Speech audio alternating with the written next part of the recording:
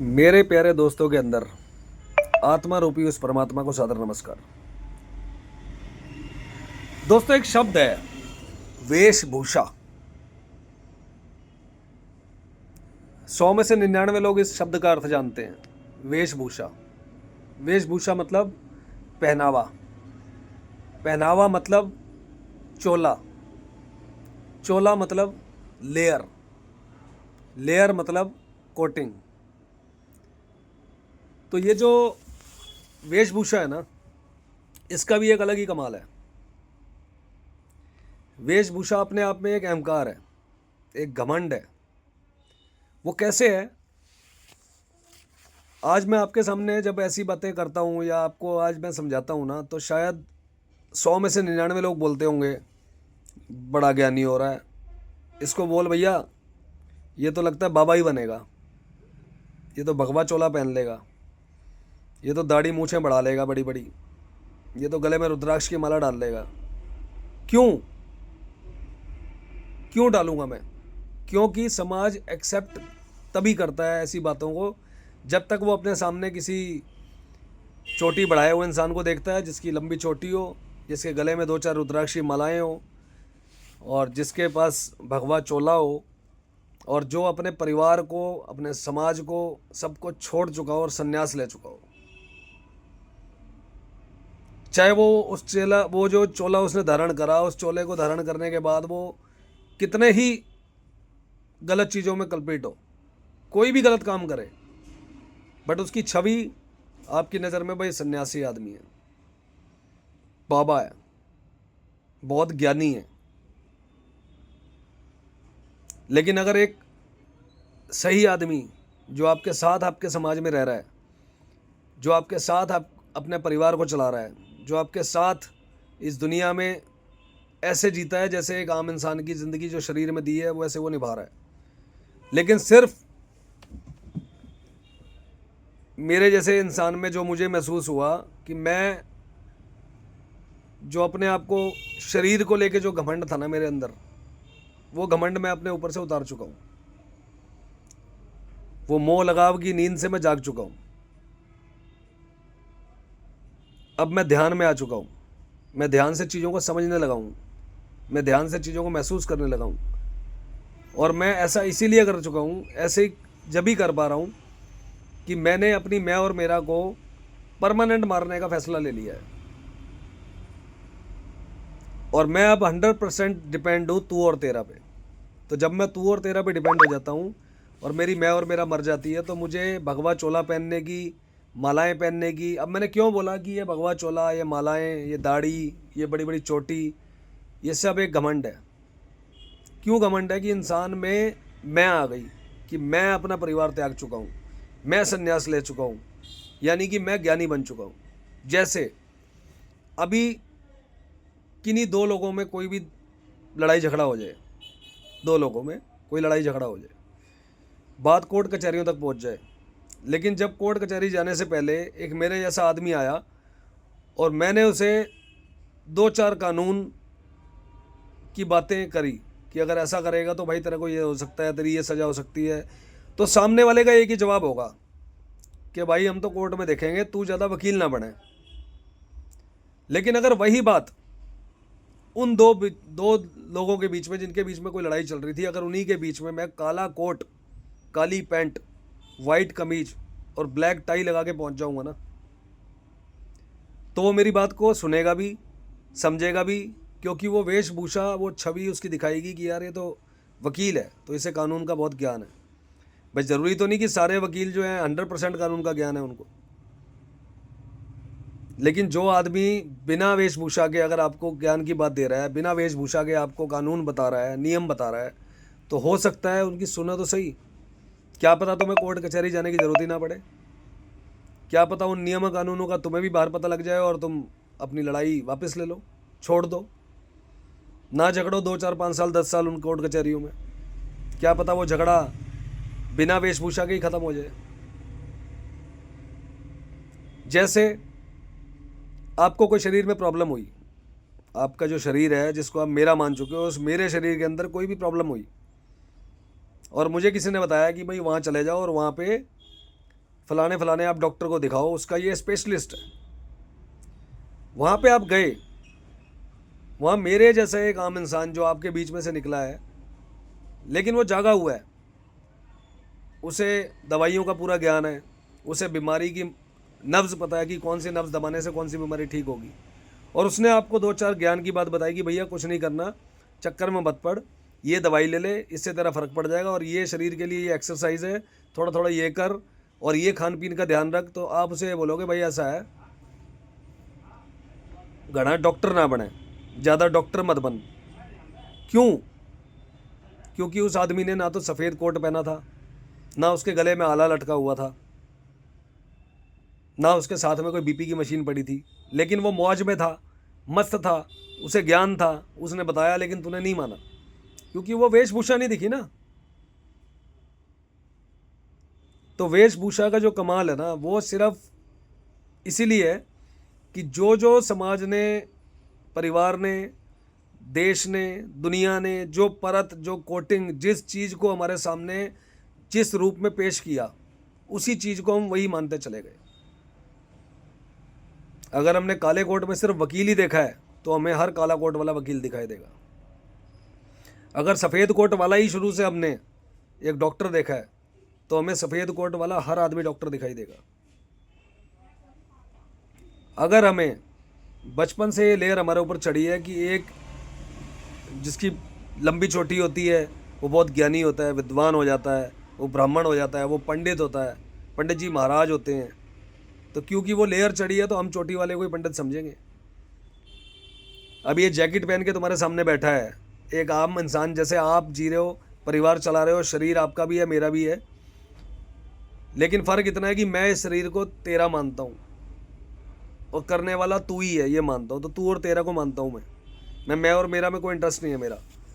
लेकिन आप मुझे मेरे नाम से जानोगे, आप बोलोगे यार ये तो ना हम जानते हैं इसको यार, ये फलाना फलाना राम है, ये फलाना है, उसका है लड़का, ये फलाना है, क्योंकि आप उस शरीर को जानते हो ना। और जब तक वो शरीर वो वेशभूषा नहीं पहनेगा, तब तक शायद आप सच को कबूल भी नहीं कर पाओगे। एक्सेप्ट ही नहीं करता इंसान, एक्सेप्ट ही नहीं करता। अगर आपके पास एक साधारण आदमी, कहते हैं ना जाने किस रूप में आके नारायण मिल जाएं, एक लाइन है, बहुत सुंदर लाइन है कि ना जाने किस रूप में आके नारायण मिल जाएं। जिस नारायण को, जिस परमात्मा को, जिस खुदा को, जिसको भी आप ढूंढने के लिए पूरी ज़िंदगी इस शरीर को मेरा मान के, कि मेरा शरीर फलाना फलाना के दर्शन करने के लिए वहाँ जाता है, मेरा शरीर लाखों पाप करे लेकिन एक गंगा जी में नहाते ही मेरे पाप दूर हो जाता है, मेरा शरीर। तो वो मेरा मेरा मेरा के जो झमेले में हम फंसे हुए हैं ना, तो वो चीज़ें हम एक्सेप्ट ही नहीं करते। लेकिन वही अगर मैं आपको बोलूं कि भाई उस मेरे शरीर को इतना कष्ट मत दे, इतनी दूर दूर यात्राएं मत कर, तेरी यात्रा में अगर 5,000 रुपये खर्च आ रहा है ना, तो 5,000 रुपये किसी ऐसे इंसान के ऊपर खर्च कर जिसके लिए वो गवाह सिर्फ तू होगा और तेरा खुदा होगा, तू होगा और तेरा परमात्मा होगा, तेरी आत्मा और तेरा वो परमात्मा, वो दोनों होंगे जिसकी गवाही। इसके अलावा कोई तीसरा गवाह नहीं होना चाहिए, ना कोई नाम, ना कोई शरीर, ना कोई दिखावा, ना कोई दुनिया, ना कोई धर्म, ना कोई समाज, ना कोई परिवार।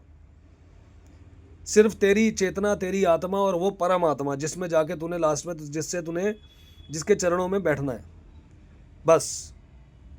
तो मुझे लगता है कि शायद जो तू 10,000 रुपये लगा के और दूर दूर तक की यात्राएं करके आएगा और वहाँ जाके एक शरीर के लिए जाएगा कि मेरे शरीर की फ़ायदे के लिए, मेरी डिमांड के लिए, मेरी ये मांग पूरी हो जाए तो मैं वहाँ पे मत्था टेक के आऊँगा, मेरी ये मांग पूरी हो जाए तो मैं प्रसाद चढ़ाऊँगा।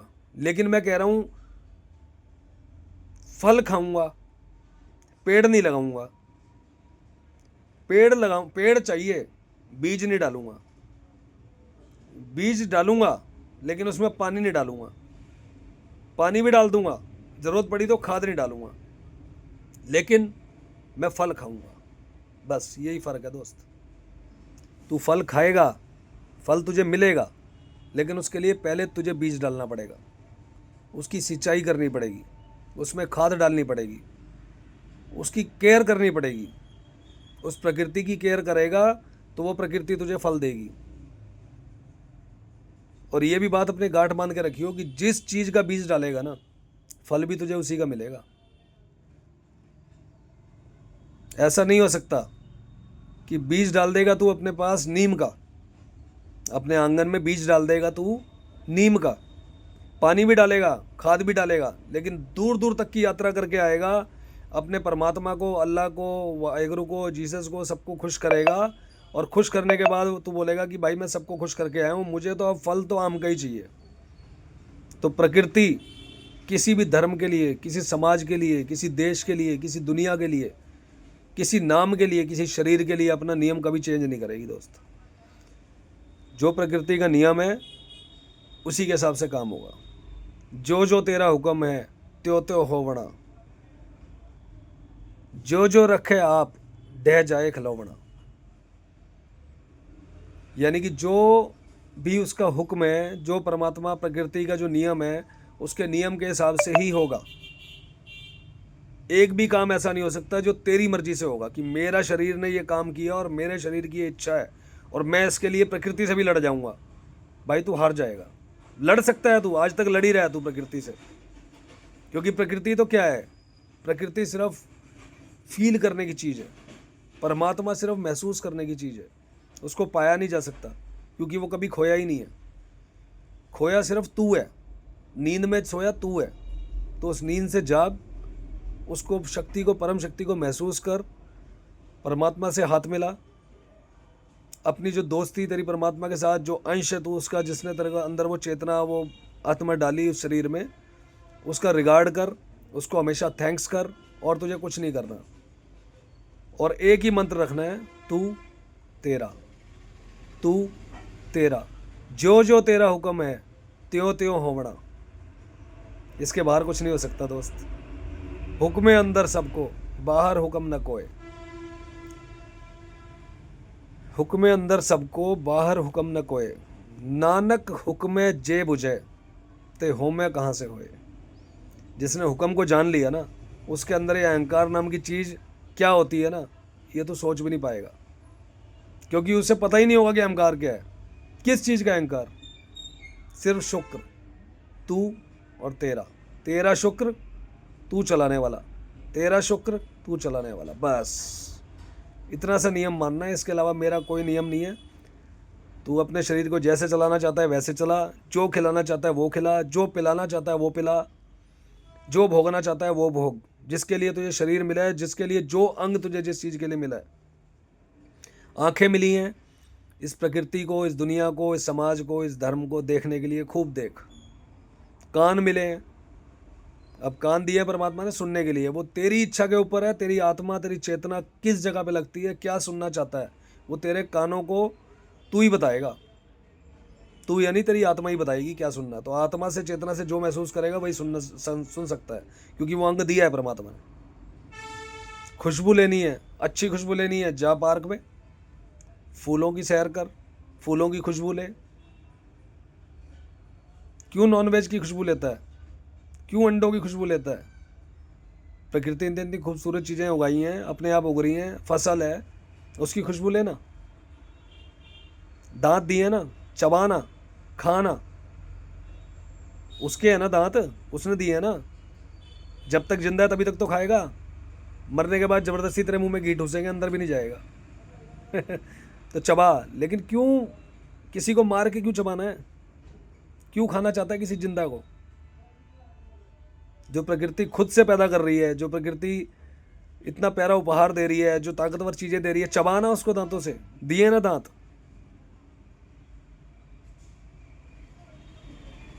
तो जो परमात्मा ने इतनी खूबसूरत शरीर दिया ना, उसको जैसे भोगना है वो तेरे हाथ में है।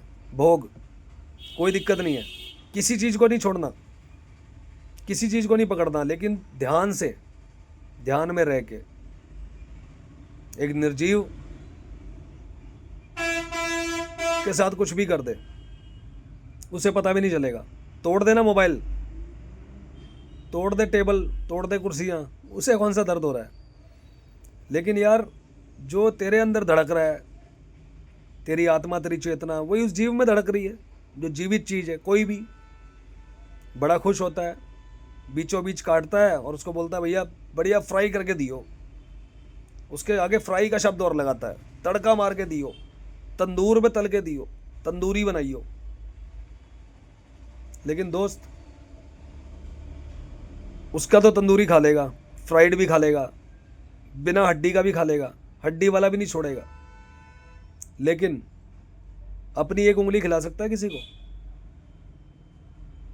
कोई तुझे ऐसे ही बोले कि भाई तू अपनी एक उंगली छोड़, अपना नाखून उतार और वो दे दे किसी को, सुई भी चुभ जाएगी ना तो भी मुंह से निकलेगा उई। जब तुझे सुई भी चुभती है ना तो मुंह से निकलता है उई माँ, उई। जब एक सुई से तुझे उई हो सकता है तो जब उसके ऊपर सोच, जब वो हथियार चलते हैं तो उसकी क्या हालत होती है। तो मेरा सबको यही कहना है कि ध्यान में रह के काम करो। कभी ज़िंदगी में आपको दुख नाम की चीज़ नहीं आएगी आपके, सुख ही सुख होगा, मौज ही मौज होगी, मस्ती मस्ती होगी। क्योंकि किसी को तड़पा के, और कभी आपने शायद, आज मैं आपको एक बात और बताता हूँ, एक मेरा अपना अनुभव है। मैं उन चीज़ों के लिए वहाँ उनके पास गया, मैंने कहीं कहीं पे मुर्गों को काटते हुए देखा, बकरों को काटते देखा, जो मच्छी खाते हैं उनके पास मच्छियों को काटते हुए देखा। दोस्त, जब उस मच्छी जो पानी के अंदर रहती है तो उस पानी के अंदर उसका जीवन होता है, लेकिन जब उसको बाहर निकाल लेते हैं और जब उसे पता लगता है कि उसके ऊपर चाकू छुरियाँ तेज हो रही हैं और अब वो कटने वाली है ना, तो उससे कुछ सेकंड पहले आप ध्यान से देखना, मुर्गा हो, बकरा हो, मच्छी हो, जो भी चीज़ आप, मतलब ये जो भी गंदगी आप लोग खा के खुश हो या खुश हो रहे हो कि बहुत ताकत की चीज़ें हैं, जब उसे काटने से कुछ सेकंड पहले आप देखोगे तो उनके आंखों के अंदर एक आंसू होंगे। तो उस आंसू को पहचानो। वो आंसू उसके दर्द के नहीं है, क्योंकि दर्द तो उसे आप एक ही बार दोगे, काट दोगे, मर जाएगा वो आंसू उस आत्मा से निकल रहे हैं, उस चेतना से निकल रहे हैं, जिसको अभी और जीना था, प्रकृति ने उसको जीवन दिया था। वो अपनी मौत मर सकता है, जो उसकी जीवन निर्धारित किया है उस शरीर का, जिस शरीर में वो आत्मा है, वो अपनी मौत मर सकता है। लेकिन ज़बरदस्ती जब आप उस आत्मा चेतना के ऊपर प्रहार करोगे, उसका शरीर काटोगे, तो काटने से कुछ सेकंड पहले वो रो देगा। और वो जो आंसू है ना, वो हाय है, हाय। और वो जो आंसू है ना, वो आपकी जितनी मर्जी आप किसी भी धर्म के हो, जितना मर्जी आप भक्ति करते हो, अपने आप को कितना ही बड़ा भक्त मानता है तू, लेकिन वो सब बेकार हो जाएगा। और अगर तू सोचता है कि इस जन्म में तूने एक मुर्गे को काट के और खा लिया, तो तुझे क्या लगता है, क्या तू कभी मुर्गा नहीं बन सकता? या तू कभी मुर्गा था नहीं, तू कभी बकरा था नहीं, तू भी बकरा बनेगा, कटेगा तू भी, बटेगा तू भी। जैसे तूने काट के बांट के खाया ना, ऐसे तू भी कटेगा और तुझे भी बांटा जाएगा। लेकिन शरीर में आते ही वो महसूस होना बंद हो जाता है। क्यों? मैं और मेरा, मैं और मेरा। इसीलिए दोस्त, जिस दिन तू करने वाला तू है, बकरा बनाने वाला तू है, मुर्गा बनाने वाला तू है, मच्छी बनाने वाला तू है, और सब तेरा है। जो मेरे अंदर है वही उसके अंदर है। जो मेरे अंदर आत्मा चेतना धड़क रही है, जो मेरी सांसें ऊपर नीचे हो रही हैं, जो 22,000 बार मैं इनहेल एक्सहेल कर रहा हूँ ना, वही क्वांटिटी, वही सिस्टम, वही मशीनरी, वही इंजन उस मच्छी के अंदर भी था, उस मुर्गे में, उस बकरे में। बट तूने उस इंजन को ज़बरदस्ती प्रहार करके काट दिया। तो दोस्त, मेरी बातें थोड़ी कड़वी ज़रूर हैं, लेकिन सत्य है, और राम नाम सत्य है। सत्य बोलो गत है। जिस दिन सत्य बोलोगे उसी दिन आपका गत है, नहीं तो आप इसी जन्म मरण में पड़े रहोगे। और आज जैसे आप काट काट के खा रहे हो, ऐसे कल को आपको कोई काट के खाएगा, कटोगे ज़रूर। तो इस चीज़ को अपने दिल में बिठाओ, तू और तेरा। इसके अलावा कोई मंत्र नहीं है, कोई ग्रंथ नहीं है, कोई धर्म नहीं है, कोई कुछ नहीं सिखाएगा। सब तू और तेरा सिखा रहे हैं, एक सिखा रहे हैं, एक ओमकार, एक परमात्मा, गॉड इज़ वन, अद्वैत। किसी भी धर्म की किताब उठा लो, एक जो शब्द लिखा है ना, उस एक को पकड़ो, और वो एक सिर्फ जो है वही सब कुछ है। उसके अलावा सब भ्रम है, सब मोहजाल है, सब एक तरह से हमारे दिमाग को लेयर से ढका हुआ है। बस उस लेयर्स को हटाओ और उसके नीचे जो शून्य बचता है ना, उस शून्य से सोच के देखो। ध्यान में आओगे तो ध्यान से सारी चीज़ें आपको समझ में आने लग जाएंगी। तो आप सभी की आत्मा को मेरा नमस्कार।